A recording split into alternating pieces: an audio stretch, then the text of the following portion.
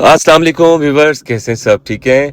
अच्छा, मोटरवे पे ड्राइव करते हुए आपने जब भी किसी बड़ी गाड़ी को ओवरटेक करना है ना, तो कैसे करना चाहिए? आज की वीडियो में मैं आपको गाइड करूंगा।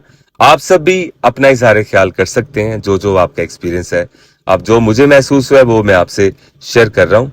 और इसमें ये है कि आप जब भी किसी बड़ी गाड़ी को ओवरटेक करने जा रहे हो, तो आपने उसकी साथ वाली लेन से ओवरटेक नहीं करना, बल्कि एक लेन छोड़ के ओवरटेक करना है, जैसे मैं कर रहा हूँ। ठीक है?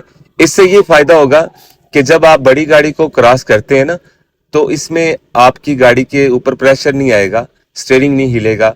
और ये भी होता है ना, बाज दफा कोई बड़ी गाड़ी जा रही है तो उसके आगे कोई चीज आ जाए, तो एकदम से वो गाड़ी को इधर उधर भी कर सकता है। तो अगर आप करीब होंगे तो नुकसान हो जाएगा।